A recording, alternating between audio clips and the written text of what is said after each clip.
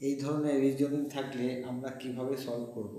এখানে বলা আছে যে 1+4 মানে 5 হয়, 2+5 মানে যদি 12 হয়, 3+6 মানে যদি 21 হয়, তাহলে 8+11 মান কত হবে। তাহলে 1 আর 4 যোগ করলে 5 হচ্ছে, কিন্তু 2 আর 5 যোগ করলে তো আমাদের 7 হচ্ছে না। তার জন্য এই অঙ্কটা আমরা কীভাবে সলভ করবো দেখো, আমরা যদি 1-এর সঙ্গে 4 গুণ করি, তাহলে 1 গুণ 4 মানে 4 × 4 যোগ 1 মানে হচ্ছে 5।